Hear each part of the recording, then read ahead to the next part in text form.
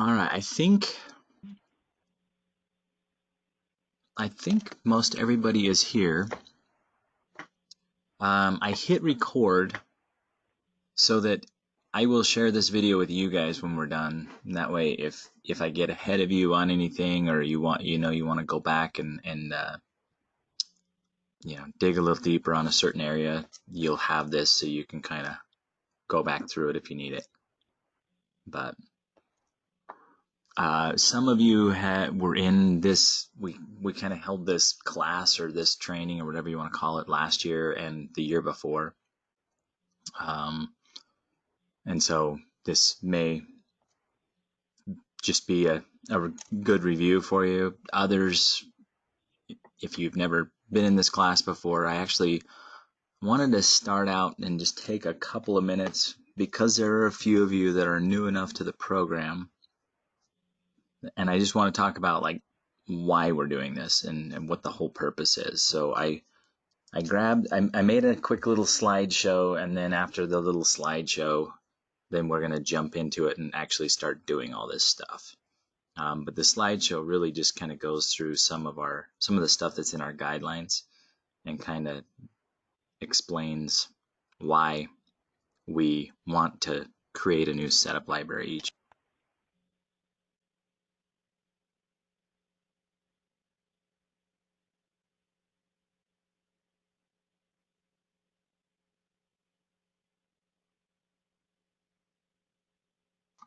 Gosh, apparently I muted myself.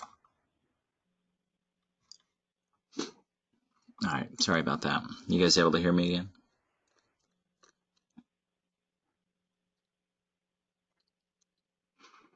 Yes, no, maybe so. Yeah, we can hear you. Okay. Yeah, so so what is the setup library? Basically, try to think about what that is. It's basically like a file or a little mini database inside of that neat audit that contains all the parameters or all the settings that are used to evaluate the energy savings when we're auditing a house. So it's got all your fuel costs. So when you select what the primary heating is of the home, you've already put in how much the fuel costs for that area. You've got material cost, estimated material cost with labor in that. It's listing all of the measures that are active and inactive, all your insulation types, and some other key parameters. To get to the setup library, when you start the audit, there's a button down here on the bottom left, and you click on that and it says setup library. When you open it up, it actually has a bunch of tabs, and as I mentioned, like it has some key parameters. So it's got like what your minimum SIR is going to be on your audit, or it tells what your insulation, like your minimum insulation is for your water heater blankets. Here on the screen, this is a listing of if you're going to replace equipment, these are the minimum SEER ratings for AC equipment and things like that. It's got your U values for your windows. This is the fuel cost, so we're actually putting in the cost of fuel in whatever the area is. So this was an example of Salt Lake's average fuel costs, and they actually averaged all of these areas together to create a fuel library. And then it has just a list of all the measures under the library measures, and here is where we indicate whether these measures are active or inactive. This is where we set the effective measure life of each measure, and then it also has a button where we can push and click on costs and input our estimated costs, which is labor and materials for each of the measures. So, and then in the NEAT audit, there's also a tab in here, and we can spend some time on this if we want to. but basically it's just got a tab for all of the different insulation types that you would use in these 6 different areas. And it's got some that are hard coded in, the ones that are in the black box, and then it allows you to add other insulation types or insulation methods. So that's kind of what the setup library is. So it's just all those settings that we set to adjust so that when we run the audit, it's running the audit the way we want it to. So why do we have to create a new setup library for the program year 20? Basically, I grabbed just kind of what we've put in the guidelines that helps explain this. So this is the reference if you want to go looking for it.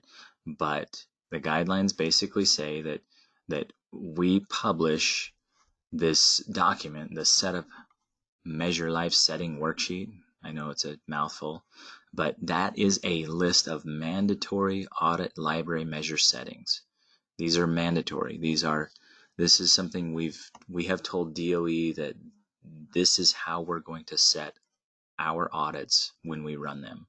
So these settings in this document, you guys are required to make sure that your audits are set up with these specific settings. Now this list or these settings are reviewed annually by the state.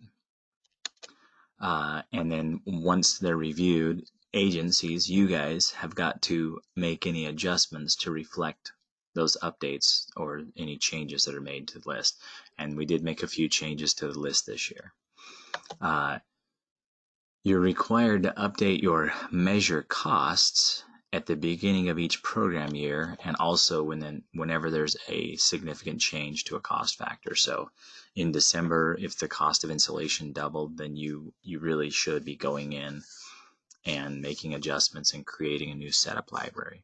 But we've tried to align everything where the state basically puts out this document, and this is where you find the document. If you go to our resources page, down in the NEAT audit section, it's the library measures. And so that's the setup library measure settings. So this is the document I'm talking about. It's, just got a list of all the measures, whether they're active, and, what the measure life is and stuff like that. So we have aligned where we'll push this out once a year. So it's effective July 1 of every year. And then we've also been aligning the fuel costs with that, so that's effective July 1. And so it's a great time for you guys to take a minute and look at the cost of all of your measures and make sure that everything there is in line. If you do all of that, then really once a year in most cases is sufficient, unless you see a major price difference or a price adjustment to some of the materials you're using. So today, this is what we hope to accomplish. We're going to go through this process. We are going to create a new setup library. We're going to update our fuel costs. We're going to update or verify that we have all of the measures that are supposed to be active or inactive, that we've got all those settings done properly. We're going to verify that we have the measure life of all of our active measures set properly. We're going to verify that all of those active measures actually have some estimated costs. And then we're going to log this new library that we've created on our change log.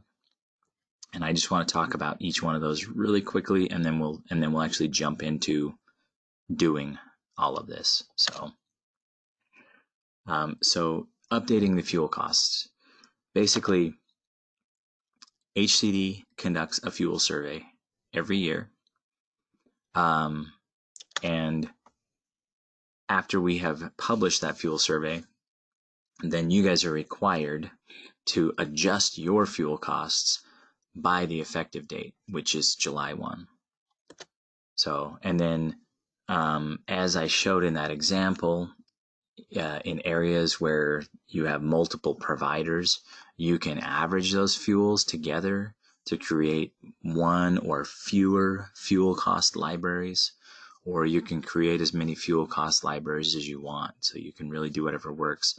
I feel like everybody's really got that dialed in. So when we create a copy of the fuel library in a few minutes, I don't think we're going to have to create a whole bunch of new ones, but we are going to have to go through and make sure that the fuel costs are all set properly.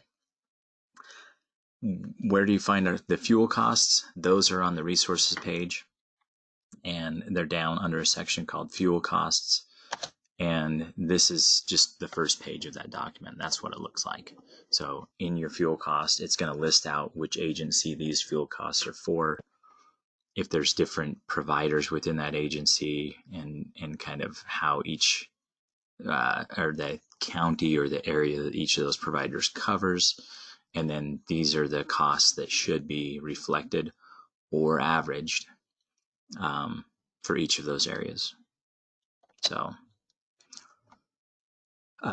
active versus inactive measures. Basically, we put together this setup library measure life setting worksheet, and it basically is a list of everything that is required to either be active or inactive. So agencies don't get to choose which measures they want to turn on and off in this. Your settings have to reflect what's on here. And so right here in the left-hand column, if it says active, it needs to be active in your setup library. If it's left blank, then it needs to be made inactive in your setup library. Verifying the measure life. So this list, the setup library measure setting, it has a measure life, and we're going to make sure that that measure life is set as it's listed for each one of the measures that we have in the setup library. So, and we'll talk about this one where it says 30 entered as 24. We can go through that step by step again and make sure everybody has that set properly. But we're going to verify that all active measures actually have estimated costs from the guidelines. Agencies are required to have estimated measure costs for all active measures. That way, like, we've turned it on in the audit. We've said that we're going to evaluate when there's an opportunity. But if you don't have any measure costs in there, or if your measure costs are set wrong, then even though you've activated the measure, you may not be evaluating it fairly or equitably, so that all of your clients might have an opportunity to have that measure if they really qualify for it. So when we're estimating our measure costs, the estimation has to include all materials and labor.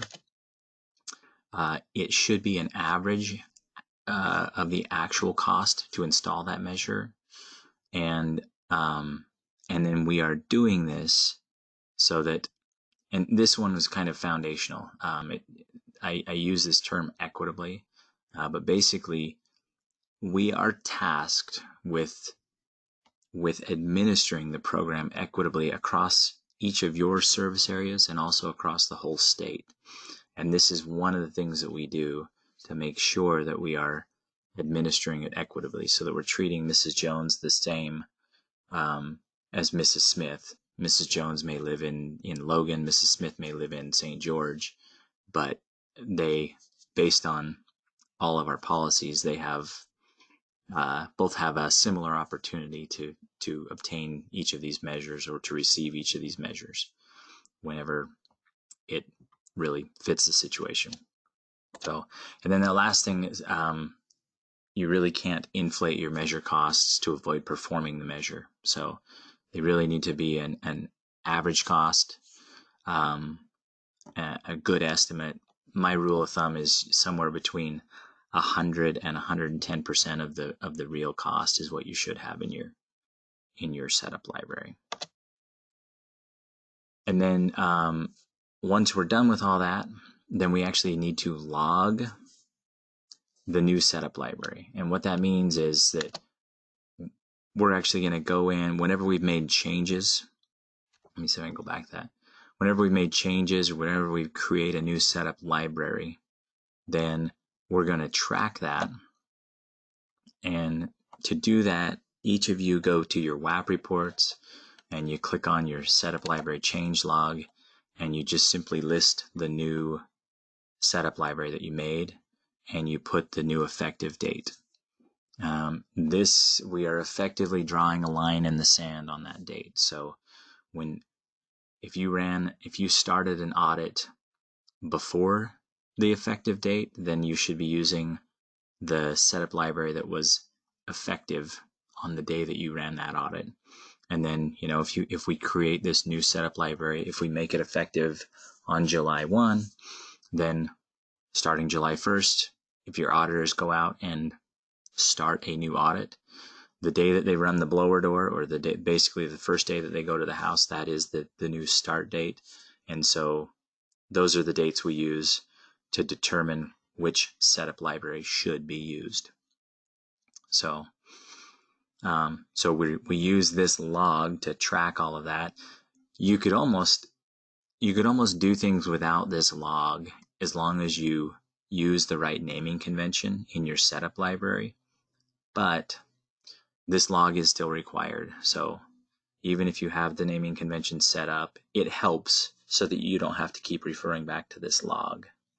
If you name your setup library and basically use the effective date in your naming convention, then it's easier for you and for your auditors as they get into the setup library to pick the proper one. But this log is where you guys are officially documenting this is the setup library that is effective. These are the dates that it was effective. And then this part here, the summary of changes, is really for you guys to kind of document something to help you remember why you created a new setup library. But I think that's it on my slideshow. Does anybody have any questions about just the general purpose or the goal of what we're trying to accomplish, or anything I've talked about here?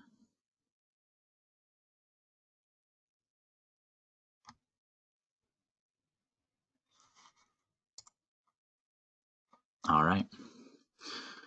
Okay, well then with that, let me escape out of this, and let's look at this. So what are we trying to accomplish today? Well, we want to create a new setup library for the next program year. So to do that, if each of you on your computers will open up your weatherization assistant and get it to this screen right here. And then once you're at that screen, you want to click on the setup library. And when you are in your setup library, you need to click on right down here, the bottom left, where it says library name. Click on the drop-down menu there and look at how many libraries you have listed. I only have one. You guys may have multiple libraries listed. And basically what you're looking for is the library that is currently active. It's the one that is effective today. And select that library. Now, the reason why we're selecting this is because we are going to make a copy of that library. So this should have all of your most current, most recent settings set up. So if I get ahead of you, or if something's not working, please speak up, or hit me up on the chat or whatever works for you to let me know you have a question. But yeah, so once you've selected the setup library that's currently effective, and I apologize, my naming convention might be misleading, but this would really be my old one. This would really be my 2019 one. Now we're going to create a copy. So right down here, there's 3 buttons, and one of them is to create a copy. So I'm going to click on create a copy, and you'll notice that it's taking a second on my end. It has basically created an exact replica of that setup library, but then it's added something in parentheses at the end of it. And now if I look at my drop-down menu here, I have an extra setup library. And the first thing that I recommend that you do is go up and change the name of this setup library. And I would put basically July 1 in here. So I usually get rid of whatever is put in the parentheses. If you have a kind of a standard format for the name of all of your other setup libraries, I would continue to follow that. But in this case, I'm going to call this PY2020, and I'll just say July 1. Or I may actually just say July 1, 2020. I think that's what I'm going to do. So, and then one of the, it should already by default be selecting your agency. If for some reason you've created more agencies in your audit tool, then you'll want to make sure you've selected the right agency. And then your supply library, it's going to have selected the same supply library that you had selected before. If you do any updates to your actual supply library, you'll want to make sure and select whichever one is appropriate there. So, but that's it on this screen. Does anybody have any questions so far?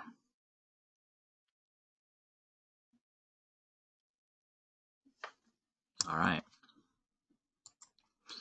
So everybody now has a new library for the program year 2020 that will become effective on July 1.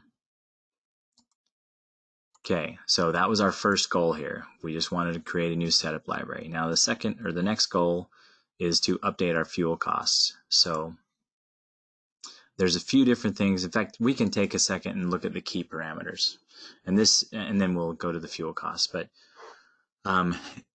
you may want to spend some time and make sure that you're familiar with the settings that are in your key parameters. As an auditor, it's important that you understand what's in here.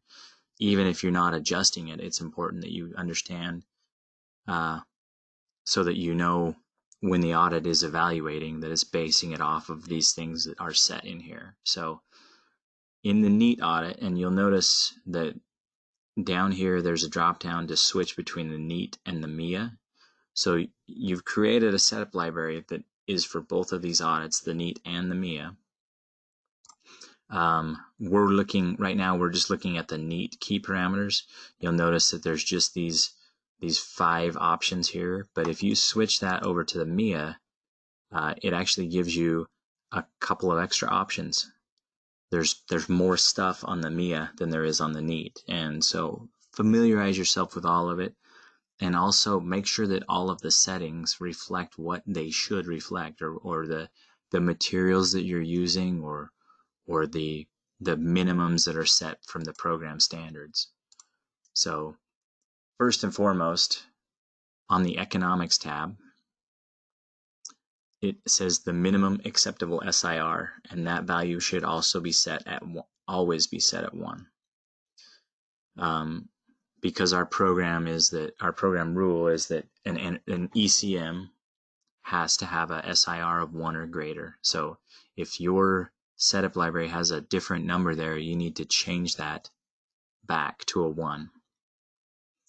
And then your real discount rate should be 3%. That's just a program default. But so set that back if for some reason that's changed. And then on your set points, these are basically, we educate our clients, set your thermostat at 68 degrees for heating and 78 degrees for cooling. And then this is what we've actually put into the audit, and these are the numbers we use to evaluate when, like, how much energy will be saved. We're basing it off of an assumption that the client would actually do that. Now, how many of our clients actually do that, I don't know. I know me personally, my cooling equipment is not set to 78 degrees right now. It's set to 74. But in an effort to treat everybody the same, we just use these set points. This also kind of tips the scale a little bit toward our clients. If they really will follow those guidelines, then they could get that maximum energy savings, and so that's what we estimate against. So make sure you have 68, 68, 78, 78, and then a 5-degree setback at nighttime. On your insulation tab, there's like the uninsulated R value of an other wall type, which I don't know. I'm not aware of anybody who has set up an other wall type, but there's the annual outside film coefficient. We don't use window films, or well, actually that wouldn't be a window film. It's under insulation, but basically make sure that your numbers match my numbers. Some of these things really don't apply to what we do. Some of them I've just never dug into them, like this first one. I really don't know exactly what that is, so we're going to leave it at the default. But yeah, R value of other wall type, other exterior siding type. Just make sure that your numbers match my numbers so that we're treating everybody the same, basically. This one right here, the water heater wrap added R value. This number could be different at your agency. If I'm not mistaken, the SWS requires that we use at least an R11. So I can't remember if it's R11 or R13. If anybody has a second, take a second and look that up and let us know. But basically, the R value that's in here should match whatever is on the shelf at your agency. What are you guys using when you wrap a water heater? If you have some product that's an R15, then you should go into the setup library and adjust that to match the product that you're using. But the SWS actually sets the minimum R value, which is either an 11 or a 13. Does anybody have anything below a 13 in their setup library right now? I think we have 11 in ours. Okay. Well, let's take a second and look that up on the SWS then. Has anybody found it, or if anybody gets there before me? So for anybody who's not familiar, the SWS is the Standard Workforce Specifications. And you can go find it by going to sws.nrel.gov, but this is DOE paid NREL to put together a list of our standard specifications. These are the things that at a minimum we require. And I'm going to just look up water heater, and we'll see if we can find what that should look like. So I'm looking for a storage type appliance on single family homes. And let's see if we can find a minimum R value listed here. I don't remember. Oh, here we go. This says if an additional tank insulation is installed, it will be rated at a minimum of an R11, and it will be installed to manufacturer specifications. So yeah, you should have at least an R11 listed there. If you have anything less than that, you need to make a note for yourself to go and verify that the product your agency is actually using is an R11 or greater. And you need to adjust that to match it. Any questions there? All right. And then I don't know what the last one is either. So 2600 BTUs. Unless if anybody knows what any of this stuff is and feels like these numbers that I have should be different, let me know. You're welcome to educate me. I would love to know more about some of these things, but Anyway, then the equipment tab, this is the minimum SEER ratings and of AC window replacement. So make sure that you guys have a minimum value of an 11, a SEER rating of 11. For your central AC, you need to have a minimum SEER rating of 17. And going along with this, you need to bear in mind that that needs to be what your agency is installing. We've been going through the audit renewal process with DOE. DOE, they actually subcontract part of that out. They have an outside party review all of our audits. And one of the questions that outside party had was, are you guys really installing 17 SEER air conditioners? And our response was yes, because that's what we set the standard in our program. So make sure you guys are actually installing those. And when you run the audit and it's calculating all of the energy savings, it's assuming that you're going to be installing a 17 SEER air conditioner or better. So same thing with heat pump. Our SEER rating is a 13 for the cooling savings, and then your low flow shower head rate. Your low flow shower head rate should be at like a 2.5, maybe a 2.8. Shouldn't be anything higher than that. Does anybody have anything higher than that?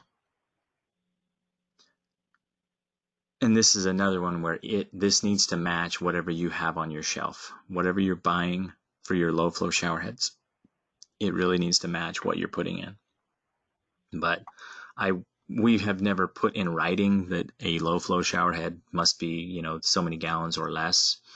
But it should be somewhere in the 2 range. So, and then your refrigerator defrost cycle energy, I've never made an adjustment to that, so make sure yours is at 0.8 kilowatt hours. So questions there? And then on the Windows tab, you've got your replacement window U value, and then there's a replacement low E window U value. We're going to get to the measures that are active and inactive in a few minutes, but the replacement window is not an active measure, so it doesn't really matter what you have on these first 2 numbers. But you're welcome to just make sure that your numbers match my numbers. But these next 2 numbers do matter because this is an active measure. Your replacement low E window U value must be, our program requirements are that every single window we install is going to have a U value at a 3 or lower. Or sorry, a 0.3 or lower. So here I have a 0.28, but you need to make sure that that number is 0.30 or something less than that. Does anybody have anything more than that?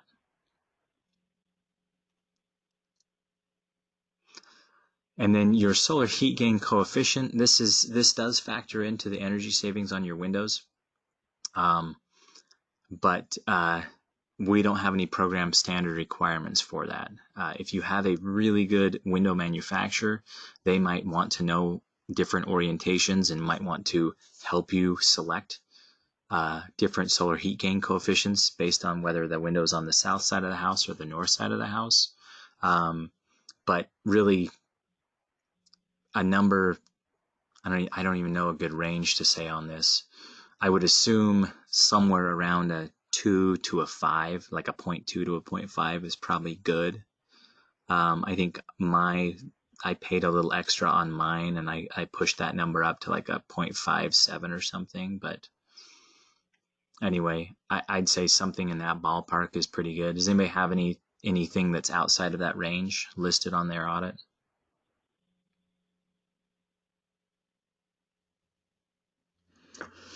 And then the next 4 numbers are also inactive measures. So we don't, our storm windows is not an active measure and our window film is not an active measure. So really the only 2 numbers you want to make sure are set properly on here are your U value and your solar heat gain coefficient. If you're not sure what to put your solar heat gain coefficient at, go check the stickers on some of the windows that you're purchasing and just see what you're getting from your manufacturer. And you can align those numbers. If you notice that your U value is higher than a 0.3, then you need to talk to your window manufacturers and tell them no more. Like, you have to have a that 0.3 or less. So questions or concerns there? I recommend that you actually check this. The last time I checked this at an agency, they were actually at like a 0.32 or 0.34 on some of the windows they were buying, so they didn't meet our program standards. So it's worthwhile to check it and just double check that your window manufacturers are actually giving you what you're paying for. So on the MHEA, I'm going to switch over to the MHEA really quickly.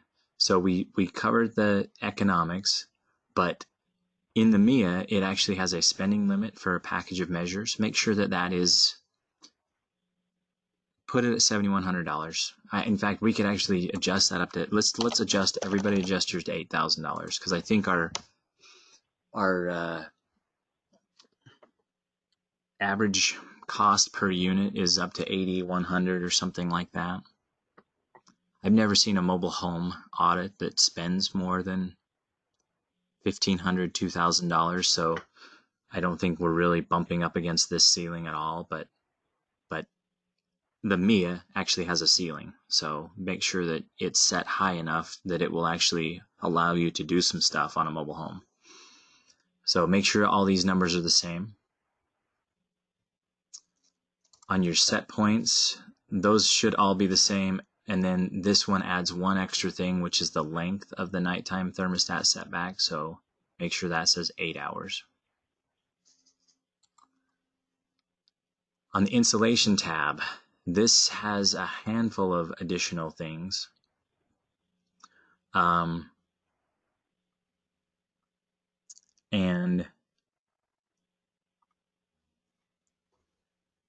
let me just take a glance at it and see if there's anything that we want to really worry about here. So the bag size, this one's kind of important if you are using your audit tool to estimate how many bags are supposed to be showing up on a job. If you've ever had your guys say, hey, like the audit said we were supposed to have 15 bags, but it's actually taken 25, this is why. You just need to go in and match the bag size to whatever size you're buying. If your agency switches back and forth between different products to get the best price, then you probably already figured out ways internally to adjust for that. So, but that's where you would set that. So that's fiberglass. The density of added loose fiberglass insulation. So it's using the pounds per bag plus the density that you've set there to determine how many bags to send you out on the job with. So you can set that up. Same thing with your cellulose. The R value of a wall on a mobile home. It's an interior wall, interior ceiling. You can just make sure that all these numbers match mine. And then there's some more R values. So the interior wall and outside wall, I'm assuming it's been a year or two since I went and checked on this, but I'm assuming, if my memory is correct, that these are all that we're saying that's what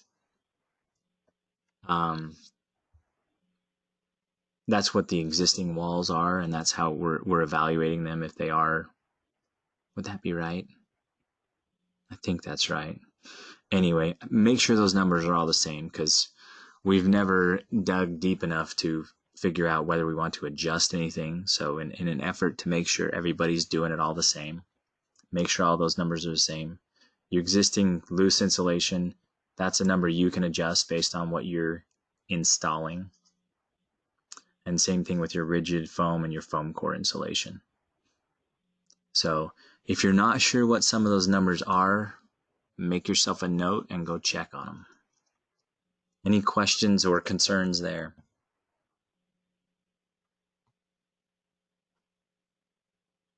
All right.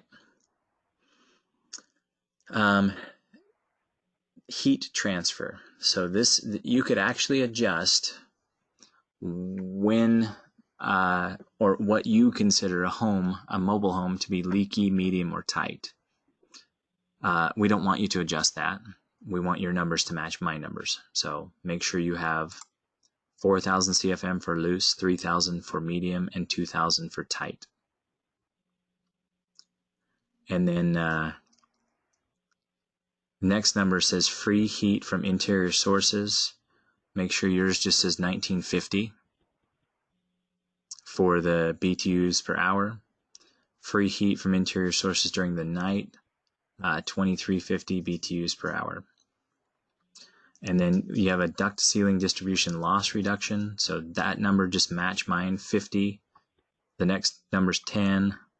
Evaporative cooler, actual saturating efficiency, 75%. Saturating efficiency for evaporative tune-up would raise it to 80. And for replacement, 80%. Cooling system fan power, 60 watts. So just make sure all those numbers match mine.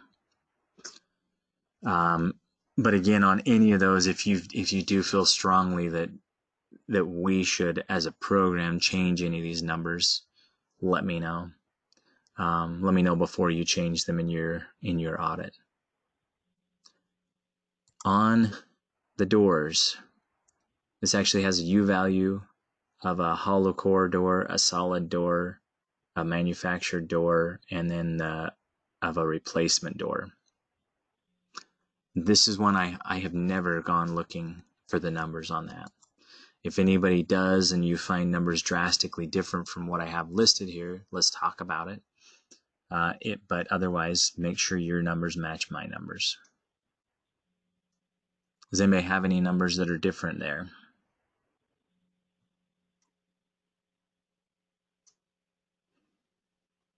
All right.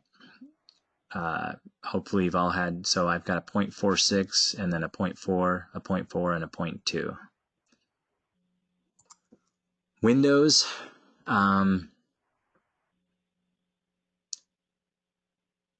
let's see. So there's a handful of things going on here. A few of these are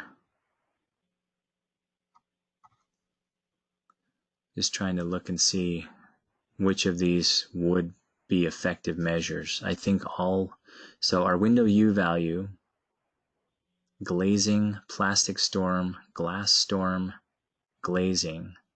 So we do, in the MHEA audit, we don't have a option for a replacement with a low E. So we just simply have a replacement window. And I think this was single pane glazing and double pane glazing. So our glazing U value, this one, the window U value 2, glazing winter and summer, that's the one that needs to be at a 0.3 or less, because that is the active measure, and it needs to be at that U value of 3 or lower. The plastic storm windows are not active. Glass storm windows are not active. The U value of your skylights,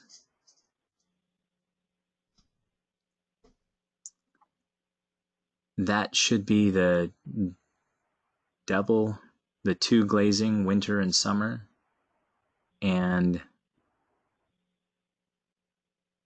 that should also be at a 0.3 or less. So I don't remember what that looks like when you select a skylight, but I'm going to change mine to a 0.3 for my winter and my summer glazing.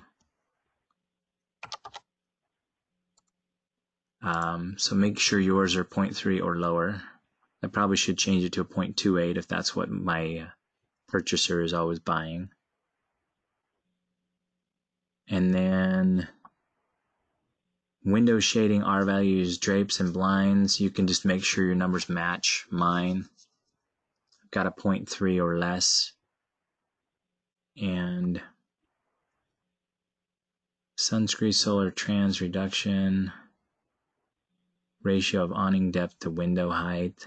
You can make sure these numbers match. Some of them may not apply, but most of these glazing things don't apply, other than because we should be selecting or using just the double pane window replacements. So any other questions on windows before I move along? Hopefully you've been able to see, or you'll have this recording to go back and double check some of these things.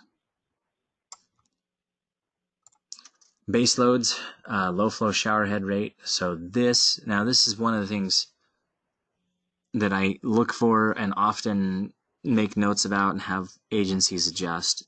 Make sure that if you have a low flow shower head rate in the NEAT audit, that it matches the one in the MHEA, unless you are legitimately doing something different on a mobile home than on a site-built home. But in most cases, like your low flow shower head should match. I have a 2.5 gallon per minute here. I should have a 2.5 gallon minute in the NEAT. Same thing with your water heater wrap. Make sure those numbers match.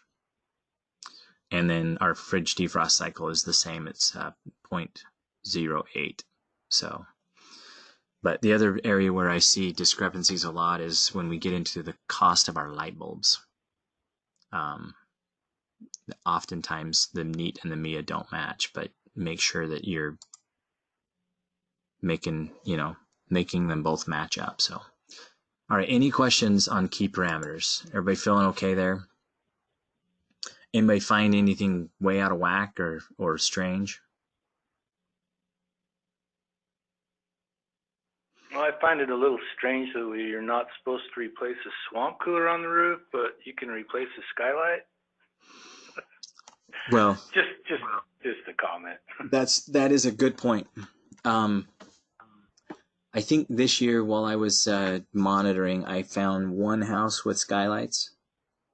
It was a site-built home, and so I did ask the auditor why they didn't evaluate them, because I think they had forgotten to evaluate them. But if you do run into mobile homes with skylights, I would make a note in the file that says, we didn't dare touch them because we want to stay off the roof. Like that's one. Use your best judgment on that. I think that would be wise to stay away from a mobile home skylight.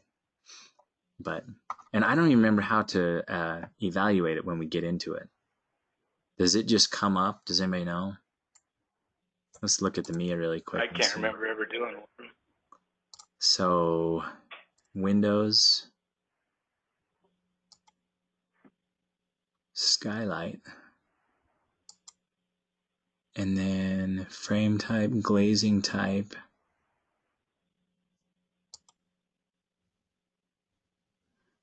Yeah, and this is where I sometimes really struggle with what's in that setup library, because it's got listings for single panes, single panes, double panes, single panes with storm. But then when we're evaluating, we'll have to look at the measures and see what it's evaluating in a bit. But yeah, good point. If it is on the MHEA, I just showed you what to set your skylights in the MHEA at. But if it is a bow truss or, one of those roofs that we really don't want to get up on, if it's an asphalt shingle and it's a solid roof, by all means take a look at it. But if it's a typical mobile home roof, I'd stay away from it. But anyway, all right, so let's switch over to fuel costs. So this is where each of you are going to have to take a minute and double check your own costs. But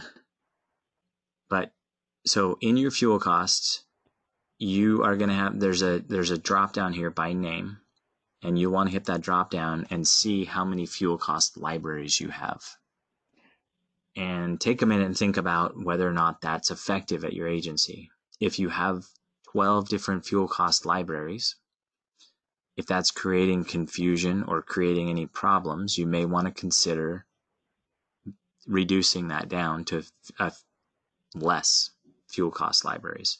I know some agencies have 3 or 4 that they use, and that seems to work well. But with that, basically, you want to be very cognizant of which fuel cost library that you're editing. So in my case, I just stole a copy of Salt Lake's audit, and so I've used that as a sample. I've used that in my little audit tool that where I just play around in the sandbox, basically. And I like that they have combined everything into one fuel cost library. So it makes life easy. Their auditors never mess up and pick the wrong one, because there's just one to select from. But you may not have that luxury if the cost of your different fuels in different areas is drastically different, then you really do need to have some different fuel cost libraries. But what you need to do is go to our resources page. If you need to see how to get there, hopefully you'll be able to see the URL on your screen. I'm not sure. If anybody needs me to, I guess I could do this. So in the chat, I put the URL to our resources page. If you didn't have it, I would recommend that you bookmark it. And then scroll down the page. It looks like about 2/3 of the way down the page, it says fuel costs. And you'll notice that we have fuel costs for 2018 and fuel costs for 2019. And we do not have any fuel costs list for 2020 yet. Brad conducts the fuel survey each year, and he basically found that there are no major changes with any of the major utility companies, and so we are using last year's fuel library this year. We'll probably publish it as 2020, but nothing's going to change. If you're aware now, with that, we did not dig into all of the smaller utilities to double check that their rates have not gone drastically up or down. So if you become aware of any of those in your local area, if they have drastically changed, then reach out to myself or Brad, and we can talk about an adjustment there. But the way our guidelines are set up, the state's responsible to set this standard, and then your agency is responsible to follow it. So don't just change it on your own. Let's make sure that we adjust the state standard first if you notice a discrepancy. But anyway, basically you can click on the fuel cost library and download the fuel costs for last year. So if you set it up properly last year, then you shouldn't have anything to change. But I will tell you that when I went through some of your setup libraries this year during monitoring, I did notice a couple of errors. So please take a minute to verify that your prices are accurate. So just quickly to talk about, I guess I will scroll through this to get to Salt Lakes. So this first one is for Bragg. So here's Yucca or Salt Lakes, and they have done an average. So you'll notice that like the natural gas, looks like the natural gas provider covers the whole area. And then the propane, the fuel oil, the coal ton, and the wood cord typically are always the same. We're just finding an average cost for, the northern half of the state or the southern half of the state or whatever. So you shouldn't see too many changes there, but I would look down that list and make sure that all those numbers are the same. But this electricity is where you'll see the biggest changes. Sometimes you will see some differences in natural gas. But Salt Lake basically took an average of all of these, and you could average them a dozen different ways. You could average them based off of population. You could just simply take an average of what's listed in the county, or you could take an average of the whole thing. Whatever you do, you probably want to keep a record of what you did. In fact, our guidelines that we reviewed a minute ago said that you're supposed to have it documented in your state plan, or your plan. What's that called? Anyway, in your policies, you have to have it documented how you're averaging this. So if you're not sure what that says, then make yourself a note and go double check that. But I'm going to, let's see, I'm going to put, no, I want to try and put this side by side on my screen so that I can double check my numbers.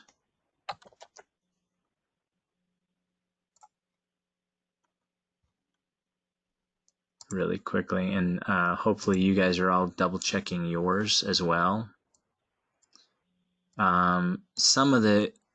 Sometimes the discrepancies that I see are, so we have listed a fuel oil per gallon, and then there is a thing that says oil, but then down at the bottom another one says kerosene, and we don't have a list for kerosene at all. In general, you should use the same number as oil for kerosene. If you are aware of a different price for kerosene, if any of you run into that a lot, and we need to adjust that, then let's talk. But otherwise, just make sure your oil and your kerosene number matches. The other, I'm not aware of anybody using the other. I think the default on that, just from the program, comes at that 6.250, so you can make sure that that is the same. And then the other thing you want to be checking on as well is make sure your heat content, well, I don't have a good way to verify that. Or does it? I think maybe it calculates that. I don't remember. No, I think you can adjust your heat content.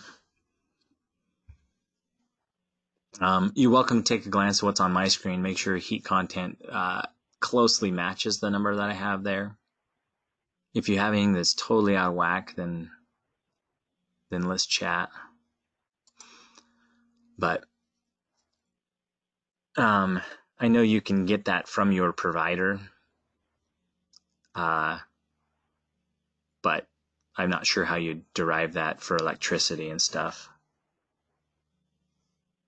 So I'd say make sure that it matches the default in the program, or what I have on my screen. So you guys looking at yours, anybody noticing any differences from what is in the state fuel survey versus what you guys have in your setup libraries?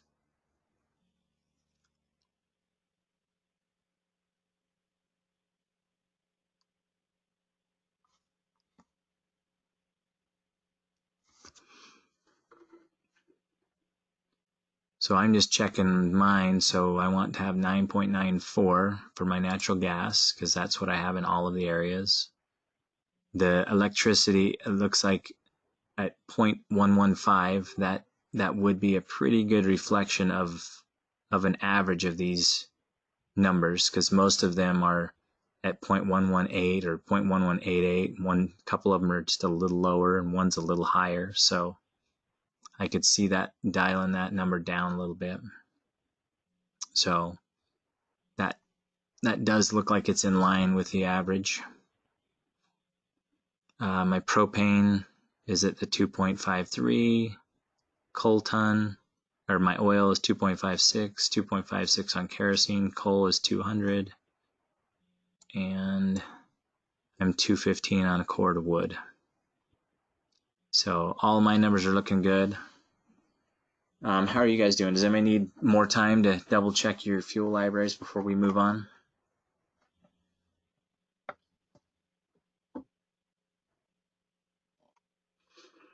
All right, if you haven't had enough time, make sure that you do this, because I do, regularly, just recently found some discrepancies on some fuel libraries that an agency used all year long and didn't have the numbers quite right.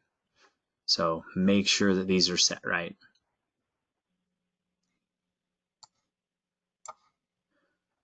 Okay. The next tab is the fuel price indices, and this is a default setting that we don't ever touch. We did make some adjustments to this last year so that we could lengthen the measure life of some insulation measures. And we will come back to this in a minute and verify that we have all those numbers right. But otherwise, you basically leave this alone. Don't ever touch anything. If you ever accidentally deleted some of this stuff, the best way to figure out what you deleted is to go back into your setup library, create a brand new one, name it something like I forgot or whatever you want to name it so that you're not getting it mixed in with any of your other stuff. But what that's going to do is it's going to create a new blank setup library, and it would have the default fuel price indices in it. So then you could go in, look at the number that you think you messed up, and then come back in here and adjust it back to what it's supposed to be. But okay, I'm going to take just a minute and look at the neat insulation types, and then we'll jump into the library measures. So on the neat insulation type tab, you'll notice that there's nothing for MHEA. There's no option to switch there. The MHEA, you saw it had some extra key parameters that kind of addresses your neat insulation types, or your insulation types, sorry. But in the neat, they've broken it up to where you have options for these three different things, or these three different areas of the thermal boundary that we're going to be evaluating for. So for each of these, you should have a list of whatever your agency regularly uses. So for an attic, you just want to take a minute and say, okay, what do we normally put into an attic? Well, normally you're going to either blow cellulose or fiberglass. You may from time to time do some fiberglass bats. That's probably a pretty comprehensive list. There's not much else in our program that we use to insulate an attic. But you need to have all of these, all of the methods that you regularly use need to be listed here. And then you need to select. In some of them, you only get to pick the R value per inch. Some of them you get to tweak the units, and you can select the R value per inch or the total R value or some other something. But you want to make sure that you have a method, or all the methods that you regularly use they are represented here. If there is any method that you regularly use that's not, you need to add it. And if there's any method that you don't want to use or that you don't want an auditor to accidentally select, now is the time to delete it. And the reason why now would be the time to delete it is now you've got this brand new setup library and it has not been used to evaluate any houses yet. So by deleting it now, you're not going to mess up any of your settings. So does anybody have anything weird that you're wondering about on this? Knee wall typically is going to be fiberglass or a net and blow with either fiberglass or cellulose. You could have, a net and blow fiberglass and a net and blow cellulose. If your agency doesn't use cellulose, then, that would make sense to not have that listed there. Wall, you should have something to blow into a wall and probably some bats of some sort. You may have some other stuff there, but this list here is a pretty good one. You'll notice, like, if your agency does not use fiberglass, unfortunately, the first one there is hard-coded into the system and you can't really delete it. There is a way to make it so that you can't ever select it, but I don't love that option because it will cause other problems if you have an auditor who doesn't know what they're doing. So, and then in the floor, you should have something, you've got your bats, fiberglass and cellulose blown in. If there's anything else, if you wanted to do a bib and blow, you could make a type or a net and blow. You could make one for that. And what you'll notice is when we get into the setup library, whatever you have listed here, it's going to show up in your in the list of all of your costs. So it'll actually have a place for you to put in a cost for all your materials and all your labor for each one of these methods. So that's why you want to make sure that this is all set up before you get into your costs. And then that's also why if there is a measure type here that you're no longer using, you'll want to delete it. For example, sill, I've got fiberglass bats, I've got vinyl fiberglass roll, I have 2-part foam insulation 1 inch thick, so the R value on that would be 5.4, and I have it 2 inches thick, which is at 11. If I have found that our agency has never ever does a 1 inch foam, you could delete that now.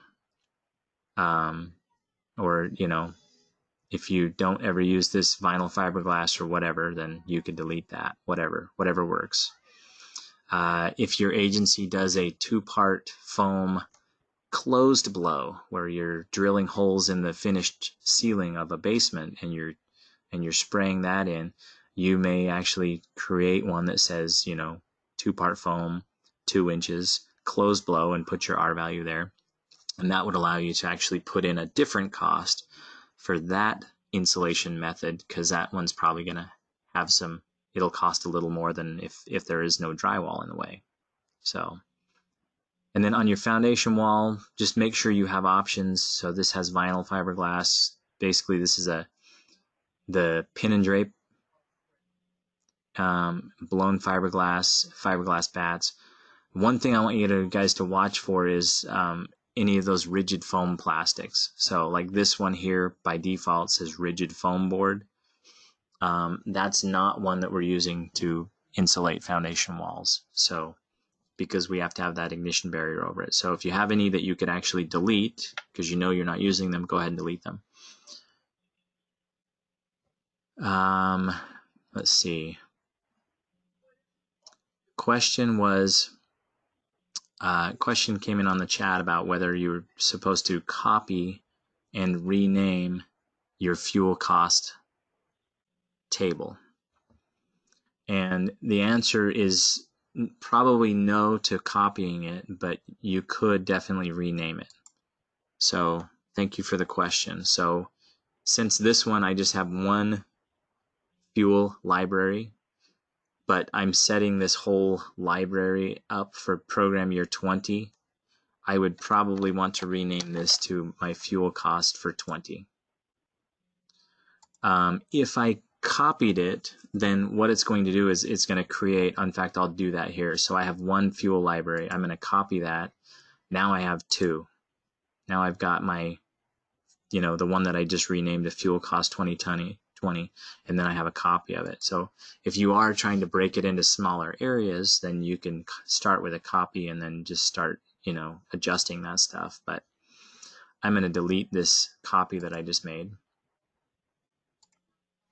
So I'm back to just one, but yeah, thank you for the question. Make sure that your naming convention for that is in line with the fuel year. So, any questions on the neat insulation types?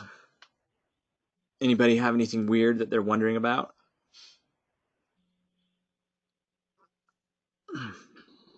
All right. With that, let's jump into our library measures page.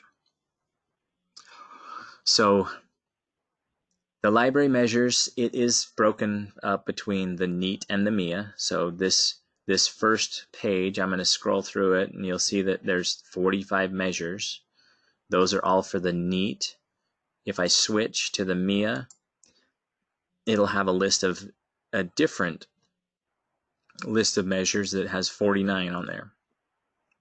So when we're setting all of these settings, we actually have to check both of those libraries.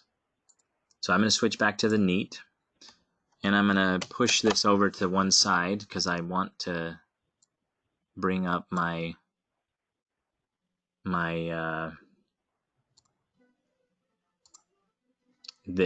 library, setup library measure setting. I apologize, my naming convention for this document is terrible. If anybody's wanting to know where this document is, you're going to go to our resources page under the NEAT audit, and it's the library measures. I've asked the guy in charge of the website twice to change the name to match what's on the document, and so far I've been unsuccessful. He's fixed everything else, but for some reason I haven't communicated this one properly or something, so that's why the names don't match. But it's just the link that says library measures. So click on it, it'll download a copy, and then you just want to make sure that the copy that you're looking at it says effective July 1 of 2020. So, and then what we need to do on our,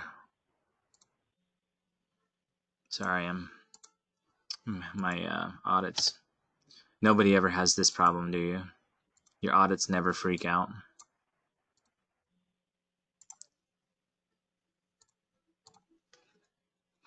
Sorry about that. So now what we need to do is we need to go through this list, and we need to make sure, and I would recommend that you do this very methodically, but make sure that everything that should be active is active. So the first 7 measures on the NEAT should be active, but measure number 8, the white roof coating, should not be active. Then if you'll scroll down a little bit,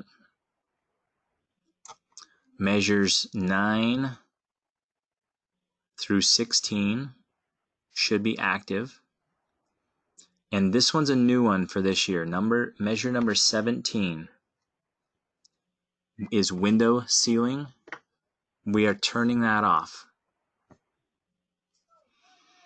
And the reason why is every time you evaluate a window, it's evaluating whether you're going to air seal the window or whether you're going to replace the window. And sometimes air sealing wins, which means our customers lose. It means that you end up air sealing a window, and oftentimes that window would have paid back to replace it, but since the air sealing had a higher SIR, the air sealing won.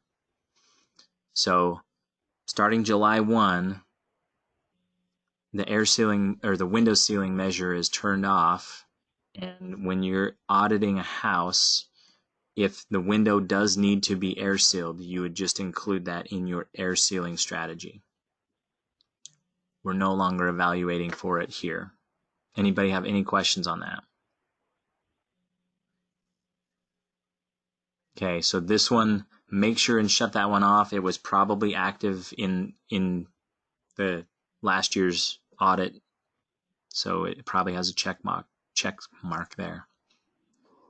Is that the same for the MHEA audit, that the window sealing is inactive? Yes. Yeah, I don't remember which measure it is when we get to it, but yeah, the whole goal was it's been one of those where, because the audit evaluates both of them and picks the one with the highest SIR, it's putting our clients at a disadvantage that we don't want to put them at. So, but yeah, it should be the same in both the NEAT and the MHEA. So, number 18, door replacement should be active, but number 19 and 20 are inactive. And then number 21 is our low E windows. Make sure that that one's active. And then everything below that is inactive until you get down to measure number 31.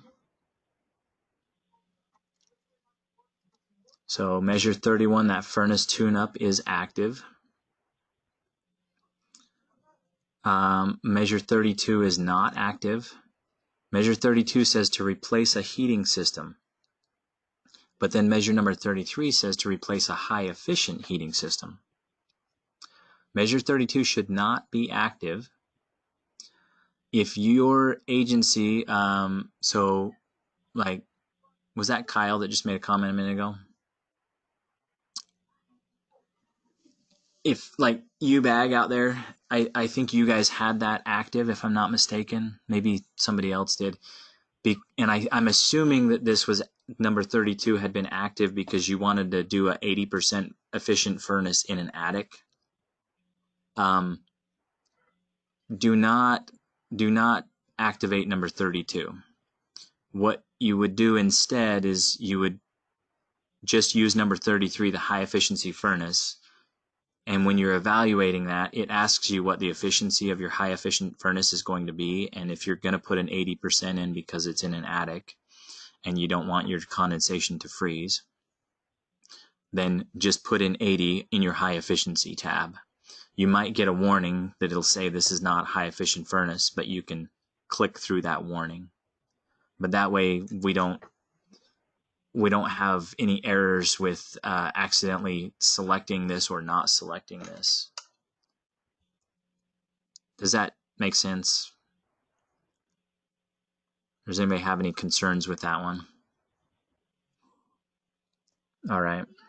So measures 33 through 36 should all be active. And 37 is active, but you'll notice that then we drill down a little deeper, and some of our central ACs are active, but our window ACs are not active. So there's kind of a deeper setting to adjust that, and I can't remember if it's on the cost tab. We might just have I don't know. I guess we could put those up to $9.99 if we want to make sure we don't replace the window ACs. But anyway, so 37, just make sure that the checkbox on this sheet is active. 38, evaporative coolers. We don't evaluate evaporative coolers as an energy conservation measure. We don't evaluate to replace them. So leave that one inactive.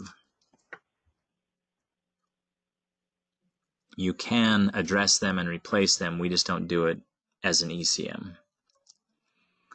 And then 39 through 44 should all be active. And 45, water heater replacement. Again, we don't evaluate water heaters to be replaced as an ECM. So that one's not active. Anybody run into anything weird there or have any questions on this one?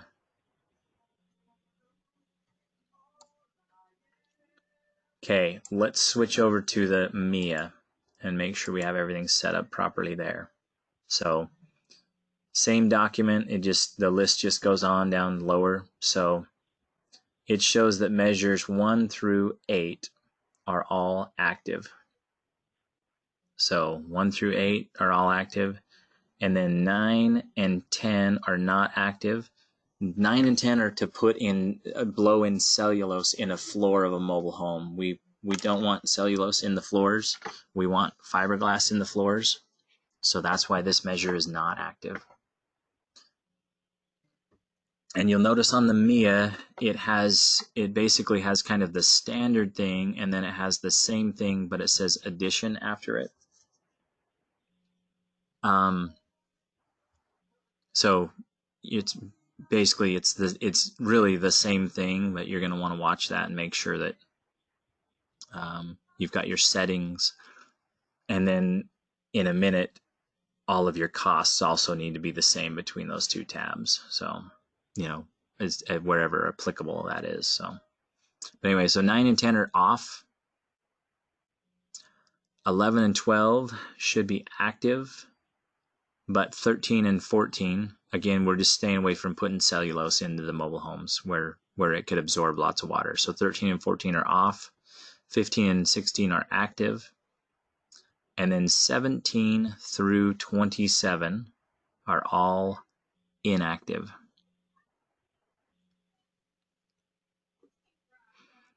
And you'll notice that number 26 was window sealing, 26 and 27. So those may have been active before. This is where you're going to switch them off. So 28 and 29 are active. That's that we're going to replace any single pane windows. That is our window evaluation on a mobile home. And then everything is inactive from 30 down to 37, but measure 38 and 39 are active. And 40, the evaporative cooler, is not active. So in mine, as you can see, it's switched on.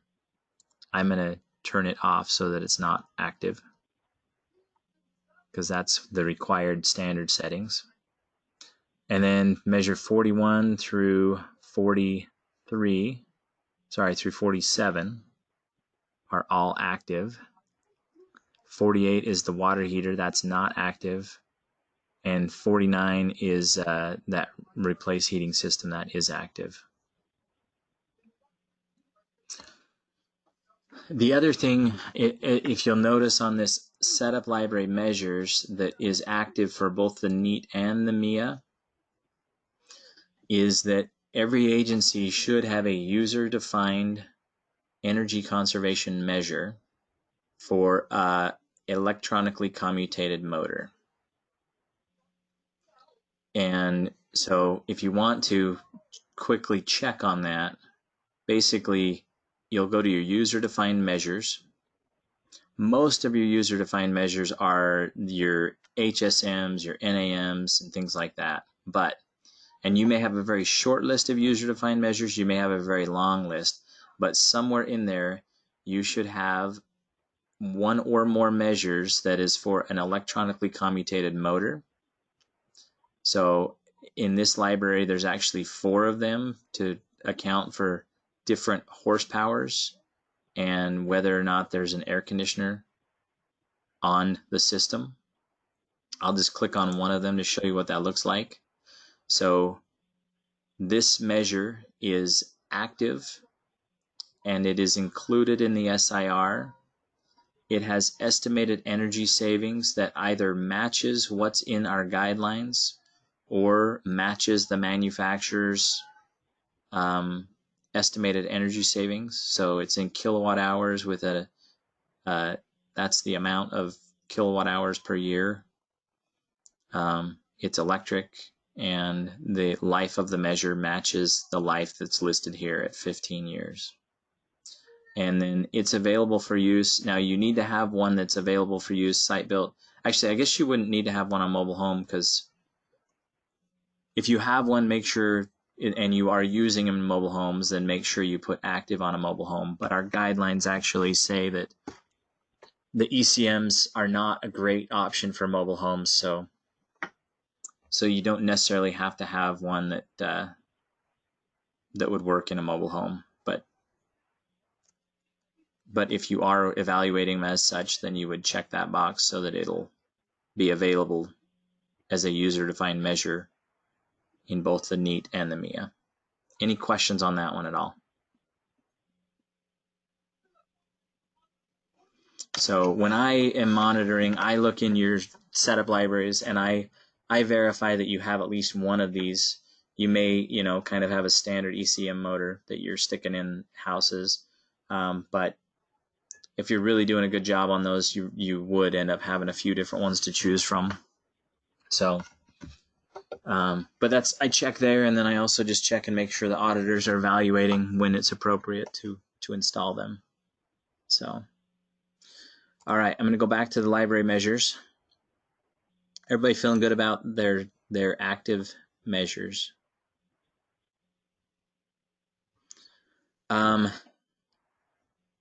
Let me take a minute here and talk about the additions really quickly. I learned something recently that I need to start teaching the program about. Let me just, whoops.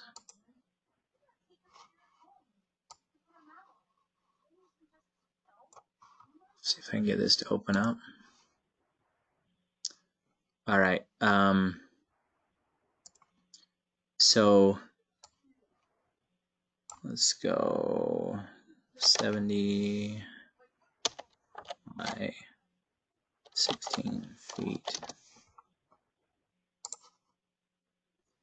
And so here's our mobile home. I have been telling auditors for some time that the only time you would use an addition is that sometimes these mobile homes come with these little factory built slide outs, and that's when you would evaluate that as an addition. But that is not the only time you would evaluate it as an addition. The other time that you would evaluate the mobile home as an addition is if you had another section of the mobile home.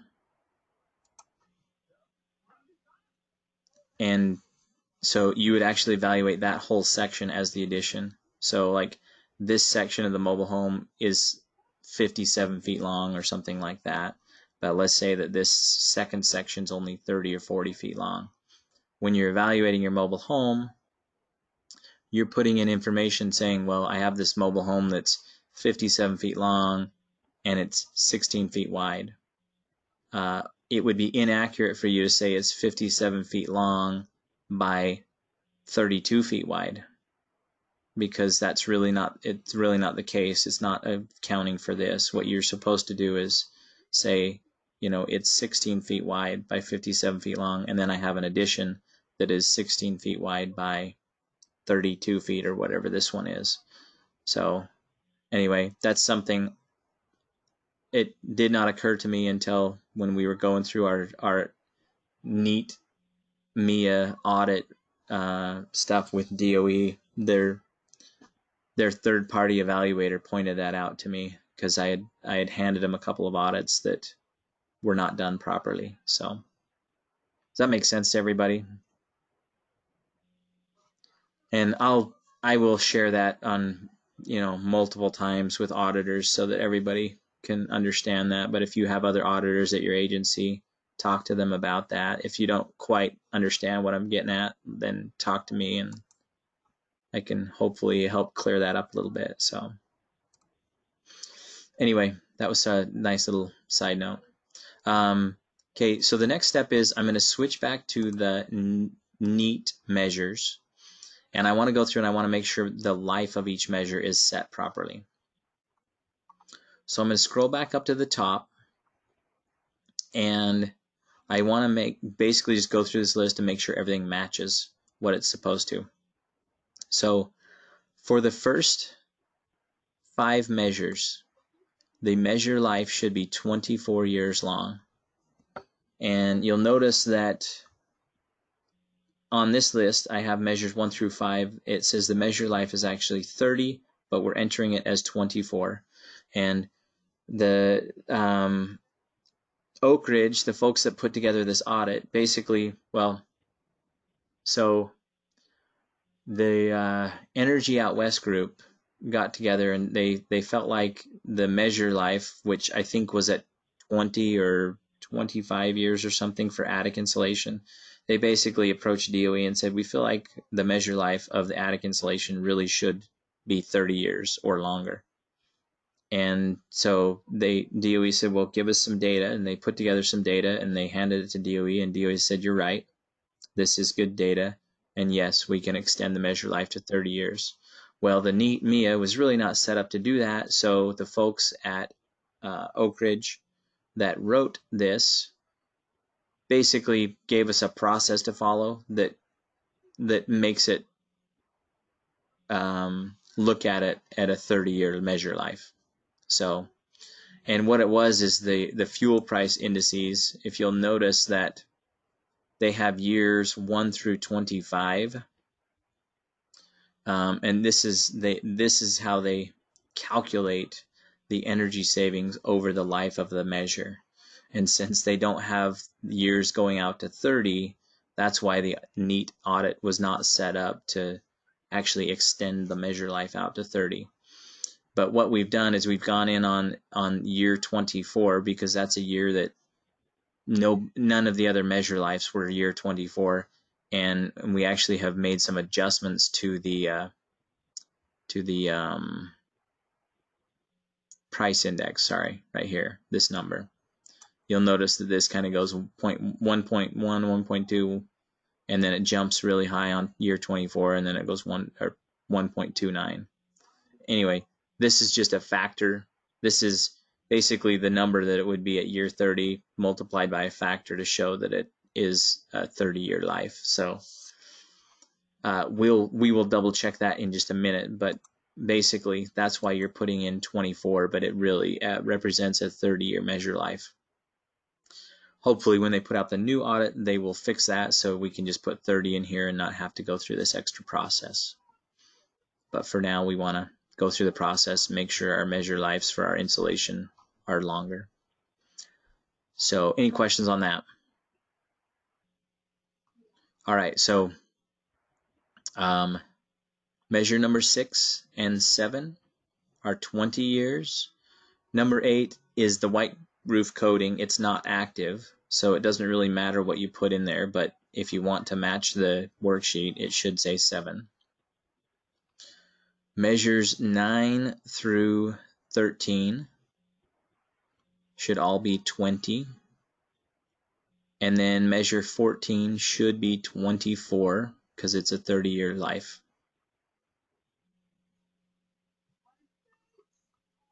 Measure 15 and 16 should be 20.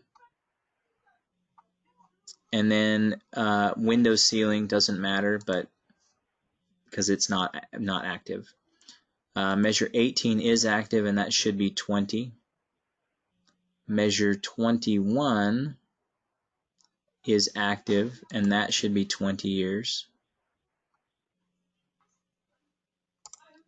Measure 31 is active, and that should be 3 years. That's your furnace tune-up. So the effective life of a furnace tune-up is only 3 years long. And then measure 33 and 34 should both be 20. 35 should be 15. 36 should be 3. And 37 should be 15. 38 is not active. 39 should also be 15. And then 40, which is your lights, should be 10. 41 should be 15. 42 should be 13. 43 should be 13. And 44 is 15, and 45 is not active, so it doesn't matter. Everybody okay on our neat measures? Okay, on to the MHEA. So I'm going to switch to my MHEA measures. And we have a couple of the same thing there. So the first two measures are for air sealing and duct sealing. So those measures are effective for 10 years on a mobile home. And then measures 3 through 8 are all 30-year measures, so they should all say 24. Measures 9 and 10 are not active, so it doesn't matter, but 11 and 12 are 20 years. And then measures 15 and 16 are 30-year, have a 30-year life, so they should say 24.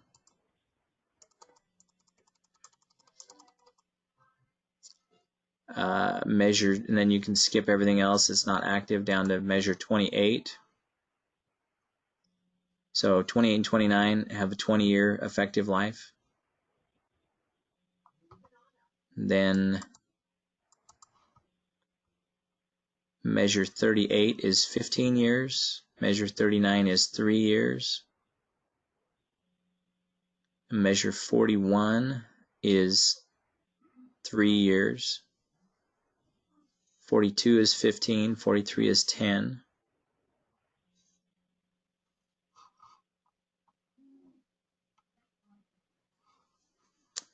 44 is 15 years. 45 is 13 years. 46 is 13 years. 47 is 15 years. And then 48 is not active, so it doesn't matter. And 49 is 20 years. Anybody find anything weird there or anything that they had to adjust a little bit?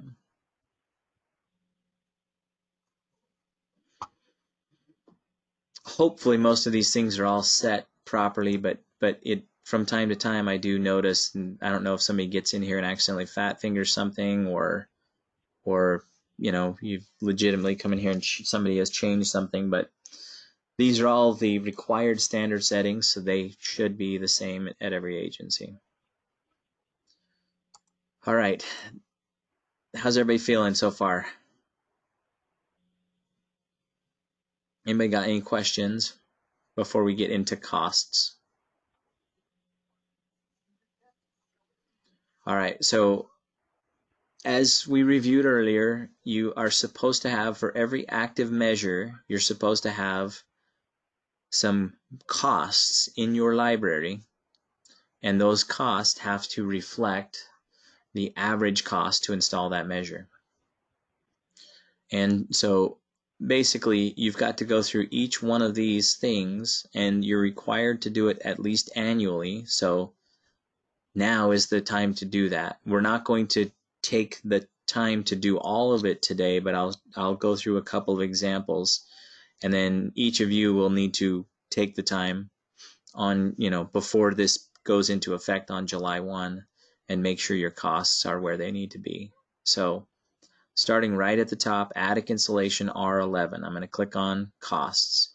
Now when I get in there, if I go back to my neat insulation types, under attic, I should have something for cellulose, fiberglass, and fiberglass bats, because that's what's listed on my neat insulation types. So since this is an attic insulation, I should have those three things.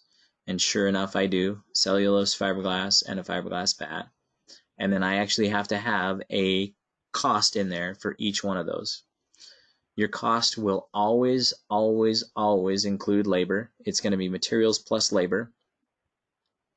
And then I highly recommend that you make some sort of comment here to kind of describe for yourself and others in your agency how you derived that cost. And then that way, if you're ever questioning, you know, why do I keep overestimating or underestimating the cost of this, then you've at least got a trail of breadcrumbs to help you dial that cost in a little bit better. If you are reviewing this, I would recommend that you work with whoever at your agency does the closeout, does like the client completion reports. Whoever has to sit down and say, okay, what did each of these measures actually cost? And basically you'll want to talk with them and say, where am I high and where am I low? If I'm way over on my attic insulation, then let's dial this down a little bit so that I'm not putting my clients at a disadvantage. But make sure and review. So on this one, we have blown cellulose and R11. So cost per square foot of insulation is 7 cents a square foot. And that's based on a 0.353 pounds per square foot of cellulose. So when we go to the R19, it's obviously going to have more pounds per square foot, and so you'd have an adjustment there.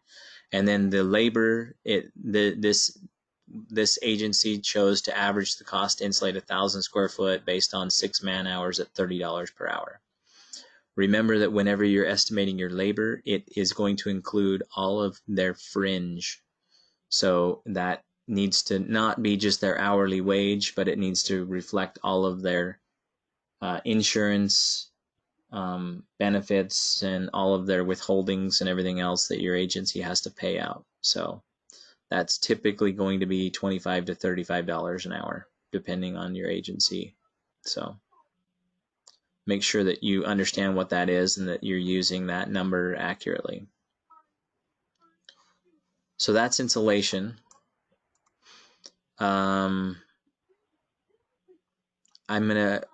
I'll pull up, like, let's look at windows,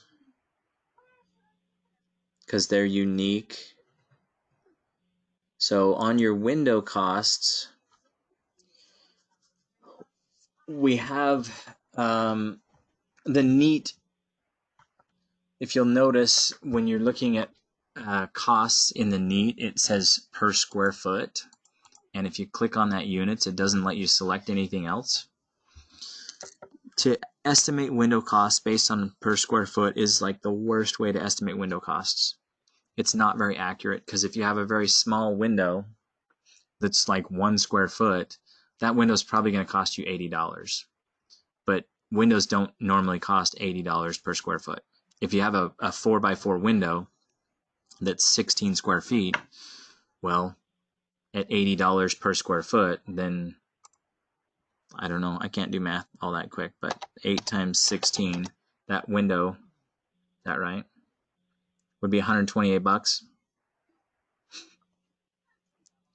And if you had another window that was, let's say it's 5 feet by 5 feet, so that 25 square feet, so 8 times 25 is $200. When you get into some of those larger windows, you'll notice that that cost is off a little bit.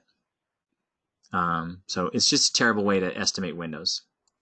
You end up getting very skewed estimates when you get to the really big windows and the really small windows. So I've recommended every agency that you basically don't put any cost in here for the cost per square foot, and you're going to add that to each individual window. You'll actually get a cost from your window supplier for every window.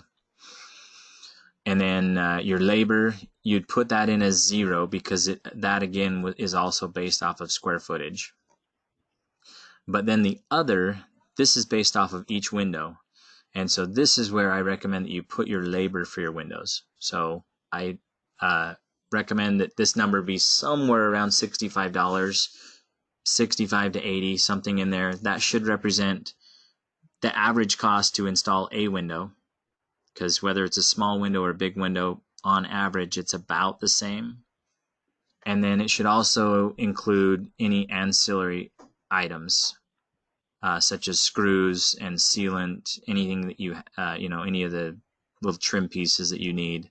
So this agency has an hour and a half at $30 an hour plus $20 in sealant and trim, and that's a pretty good way to do it. That way, when you're evaluating the window, the audit will add in this cost for every window, and then you can go in and put the actual costs of each window in right into the audit, and you'll get a very accurate estimate, and you'll be able to determine whether or not it's cost effective to replace those windows. I recommend that you take the same approach with light bulbs. I think almost every agency is doing exactly what I just showed you on your low-E windows. The light bulbs is a little bit more of a mixed bag. It's really up to you guys. But like, I think this library is set up to where the cost of the bulbs in at different costs at $1.11 per bulb, and then there's 0 labor to put it in, and then the 9-watt goes up to $255, and then the 13-watt goes back to $111. And this is one of the problems. Like, when you put in the wattage on the bulb, it ends up coming in and selecting one of these. And one day I took some time to figure out, if I put in an 8-watt bulb, you'll notice that there's not an 8-watt bulb listed here. I cannot remember if it rounds up or if it rounds down. I can't remember if it picks the 7-watt bulb or the 9-watt bulb. I want to say it picks the 9-watt bulb, but I'm not 100%.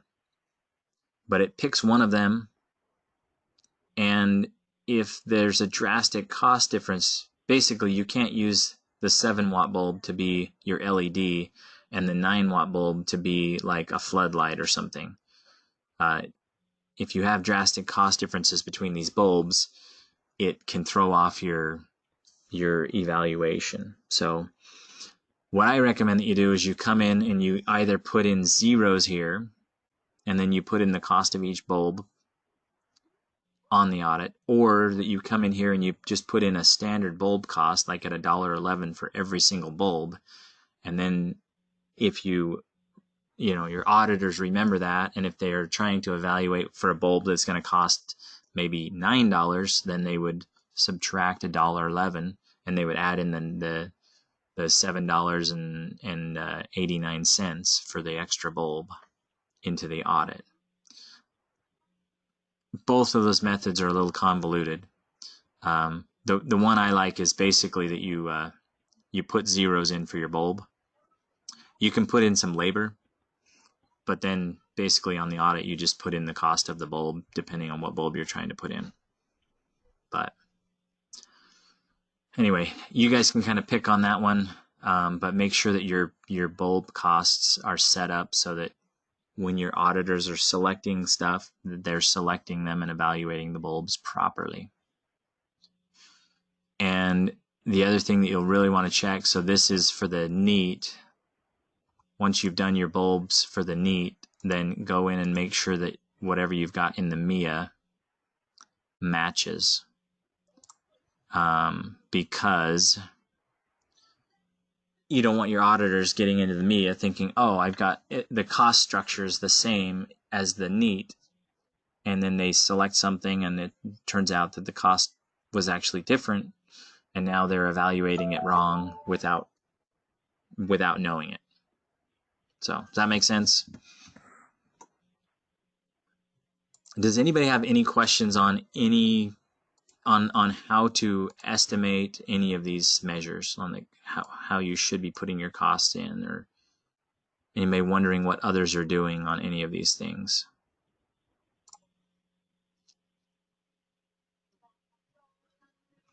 So here's a replacement door, $185. This includes a door and a new combo lock.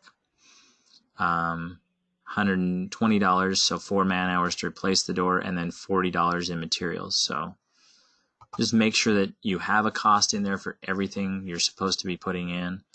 What was one that I've seen? Let me think about insulation for a second.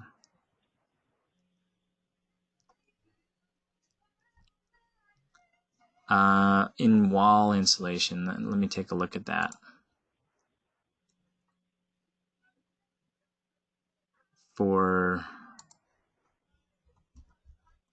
I recently saw somebody's audit where they had,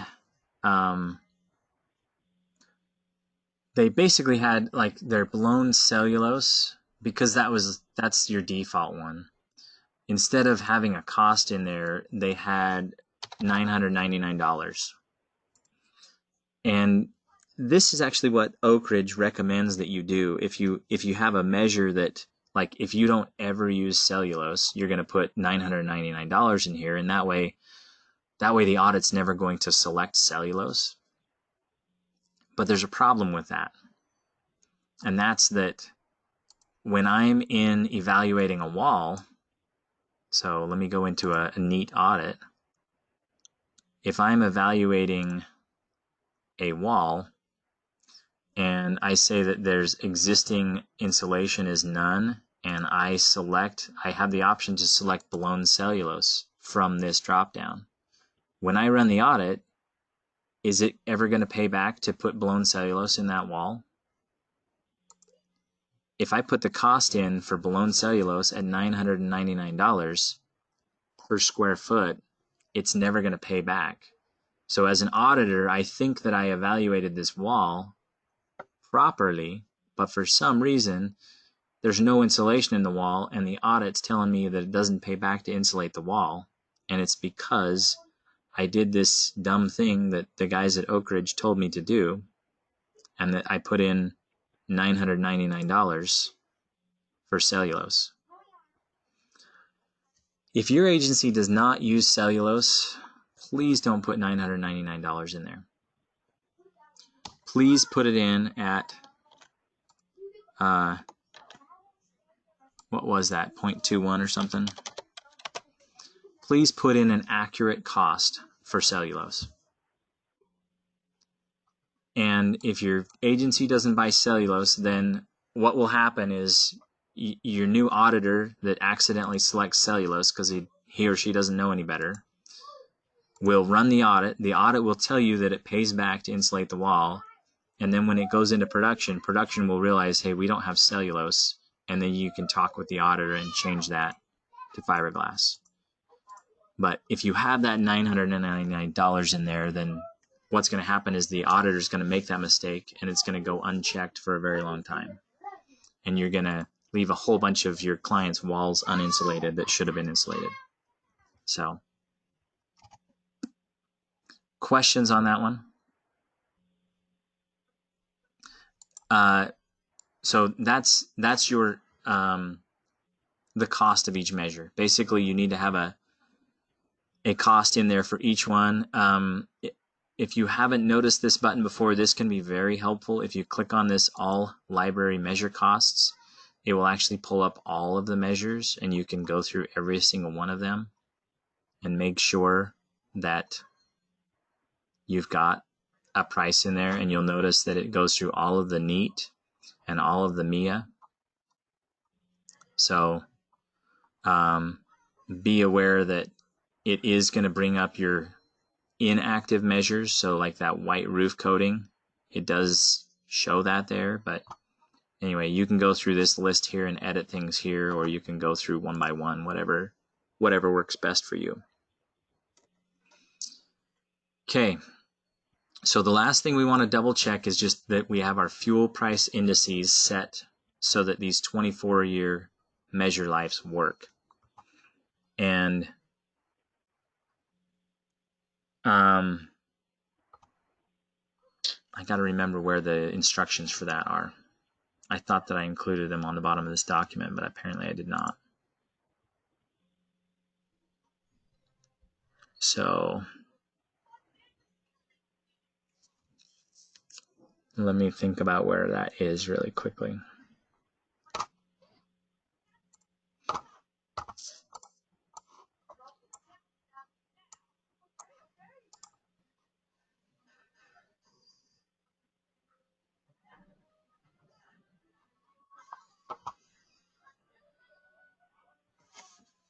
Let's see.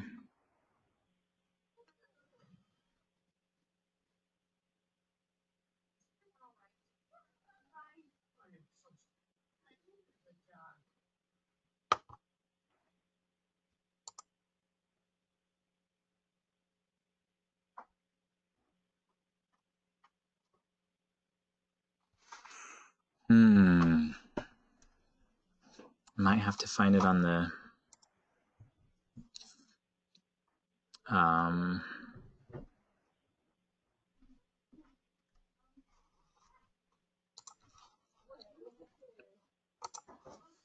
in the federal regs really quickly, or as quickly as I can, right?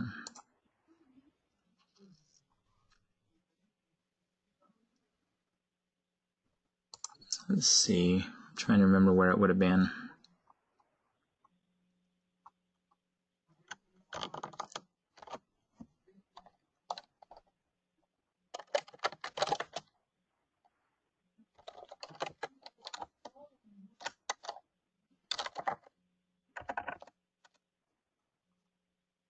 Might have been in the 2018 stuff.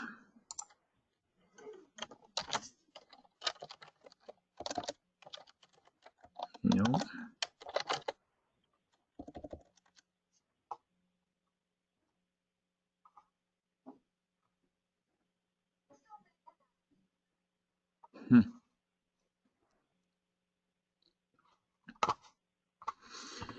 Thought I had a copy.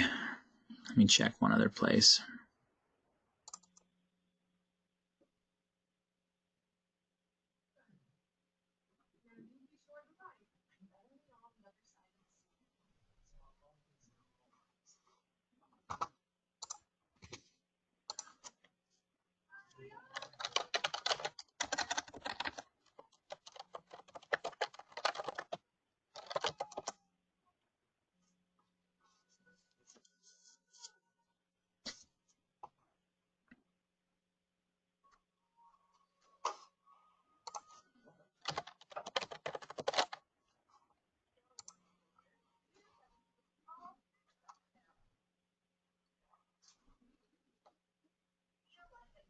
I don't think it's that old.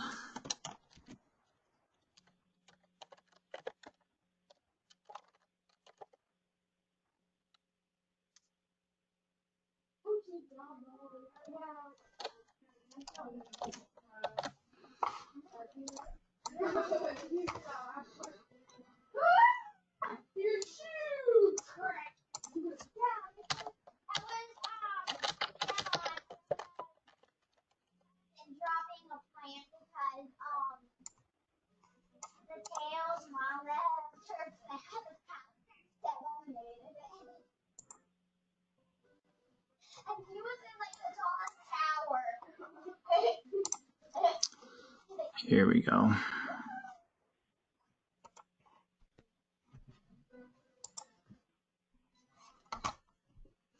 All right. Sorry about that, guys. So on the left-hand side of my screen, I have the instructions from Oak Ridge that basically tell us what to do to extend our measure lives to a lifespan of 30. And this is what it says.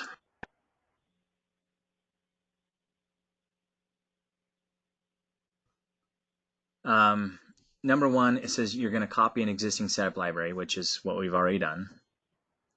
Number two, we're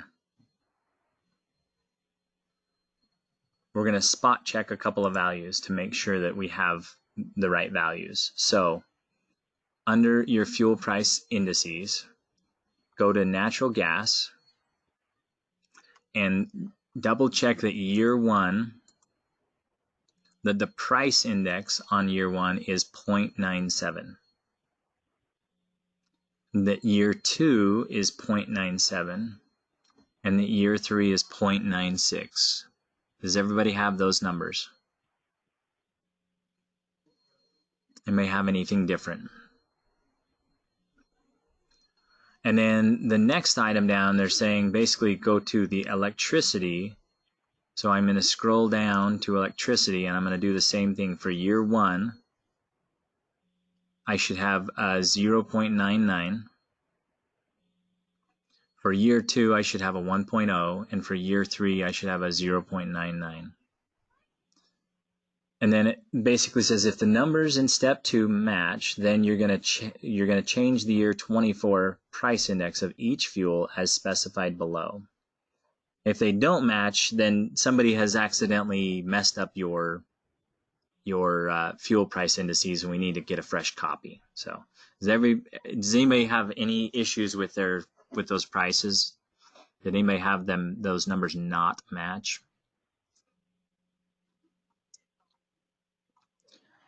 Okay, so that being the case, what we're going to do is we're going to follow this stuff in step three. So in step three, it says you're going to go to year 24 for natural gas, and you're going to put in 8.45. And then down on year 24 for oil, you're going to put in 8.3 or 8.30. For electricity, on year 24, you're going to put in 6.34. For propane, you're going to put in 8.46.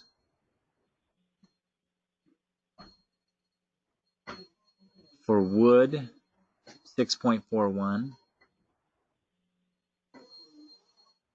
For coal, 6.98.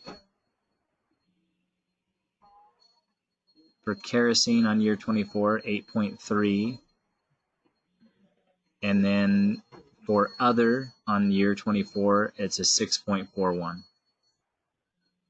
So if you have all of those numbers in there, then by putting in that the year life is a 24-year life, it'll actually calculate it out at a 30-year life for that measure. Questions on that one? Did anybody find any numbers that were off?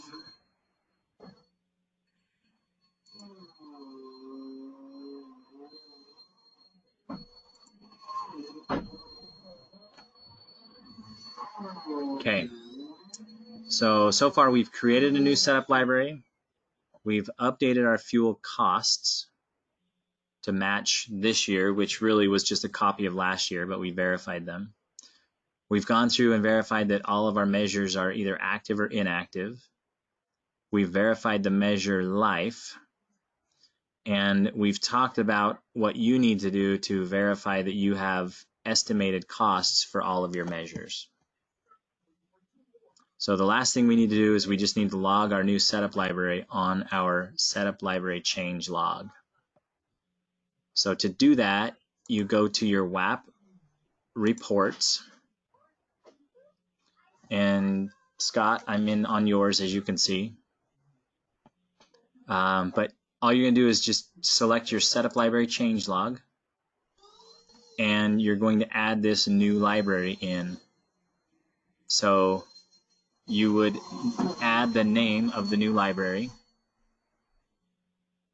I got to go back and look and see what I named mine. So I named mine IWTC July 1 of 2020. So I'll delete this in a minute, Bolander, but I'm going to put July 1 or IWTC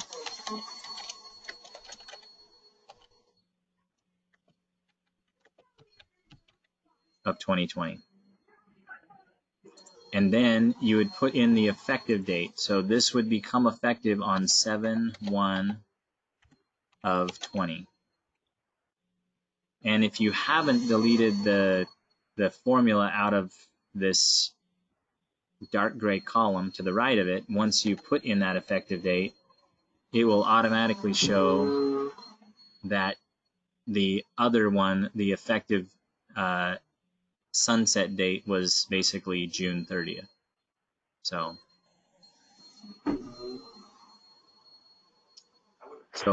make sure in the so as long as we don't use that library until the 1st of July, we can make changes on it, and then up until that date to when we start using it, then we can't change it anymore, correct? Correct, yeah. As soon as you make a change in that library and it gives you that warning that you've got something else associated with it, that's when you don't want to make any more changes. As soon as you've run your first audit using that new library, you can't make any changes on it.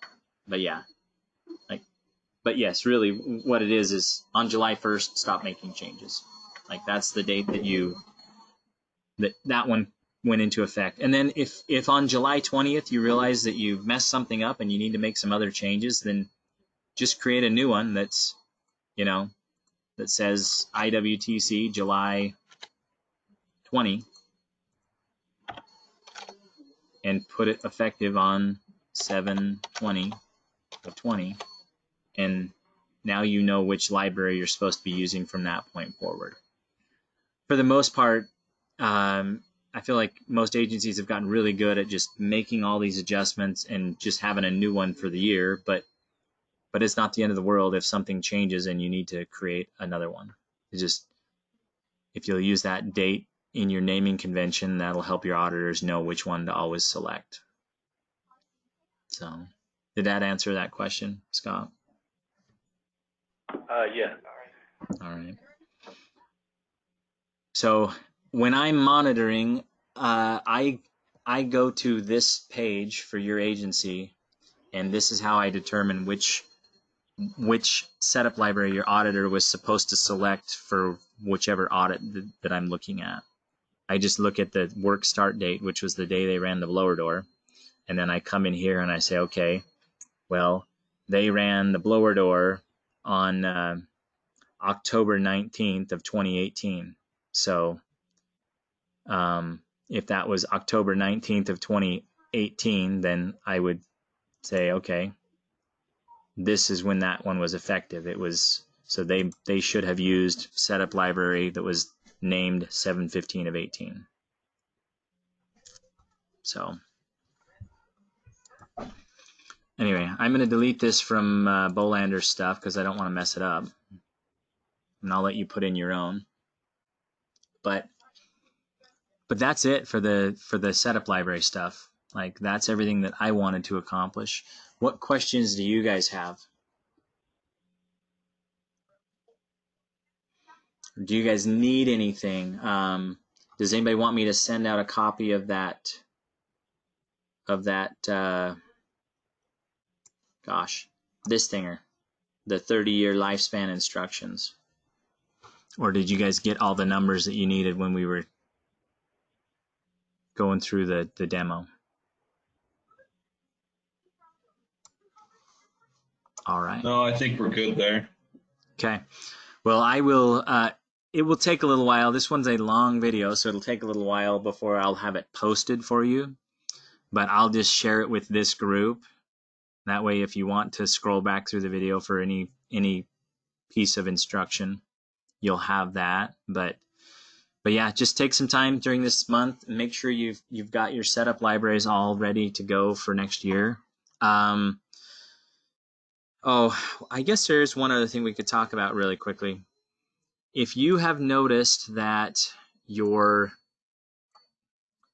database is running slow, or you're getting lots of errors, it could be due to the number of clients you have in the database. Like right now, this database, I only have 20 clients in here, and I haven't had too many issues with it. But if you have hundreds of clients, you might consider starting a new database for the new program year. There's a few agencies that do this every year. The only issue that it will cause for you is that you then have to keep straight where your clients are that were you started auditing before this new year, and then which clients you audited after this new year. And really all that means is that basically you're going to have two different databases. You're going to have an old one and a new one. And if you can't find them, like if your auditors go looking in one of the databases and they can't find them, then they just switch to the other database. And that all you do to switch your databases is you just click on the database link, you'll browse, and if this isn't the database, you might just have both of them sitting in this same folder, and you could have like the 2019 database and the 2020 database. And then basically if they're not in the 2020 database, then you can just switch to the 2019 database. So that adds that little extra step, but yeah, if your database is getting unstable because it has too many clients in it, this new program year is a great time to draw a line in the sand and start fresh. So does anybody have any advice on how to do that? Has anybody that's on this call done that? And because there's a couple ways you can do it, but both of them require a little bit of work. One way is that you basically take this. So we have this database that like I think this was my database. So I have this neat database 2000. And what you can do is not here, but actually I would just navigate to it in like my file in a, what do you call that? Just in the little file navigator thinger. Let me see if I can find this one really quick. So that's documents, energy audit.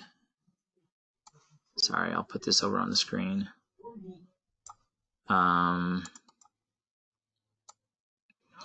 So I would open up one of these file viewers. That is not the right word. What's it called?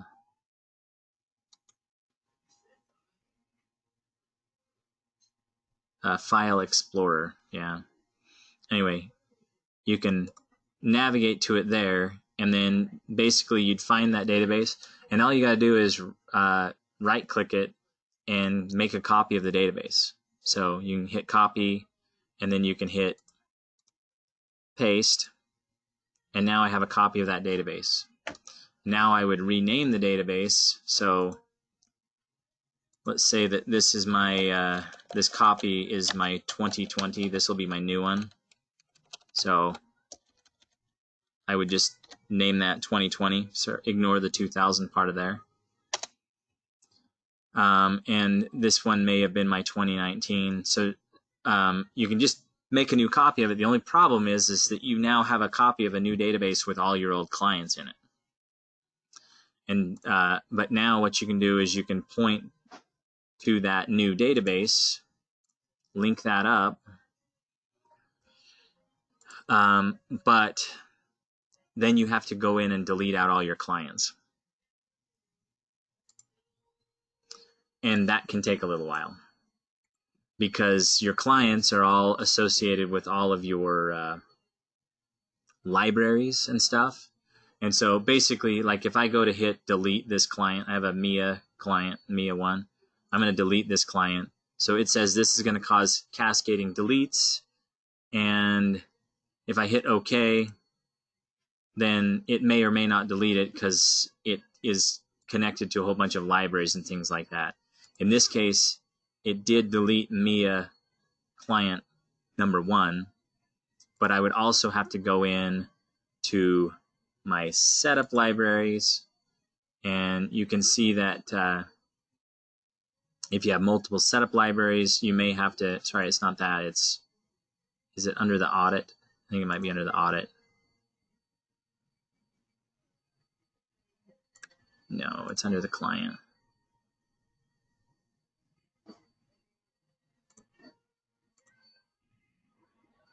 Anyway, you can delete them all out that way. The other way to do it is if you actually just go in and create a new database, like a new fresh copy. Let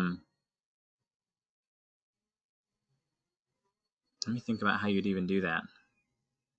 If you make a new fresh copy of it, then you actually have to like create a new setup library and put all the settings in. And if you're using your supply library, you have to put all your supply library stuff in. So you're almost better off to do what I just showed you and delete out all the clients, but it can take a little while. It's not a short, easy process. If you get into that, definitely make sure that you've created the new one, that you're not messing with your old one at all. And then if you run into any issues, reach out to me. I may be able to help you there, but it does take a little while. So anyway, probably more than you wanted on that, but anybody have any questions about that or anything else? All right. Well, thanks for sticking with me for 2 hours and 15 minutes. I apologize it was long and it's a little bit more rough on these webinars, but I appreciate your attention. Hopefully this will help all your agencies to get everything ready to get off to a good start next year. So let's go ahead and end. You guys have a great day. Thank you. Thanks, Matt. Yep.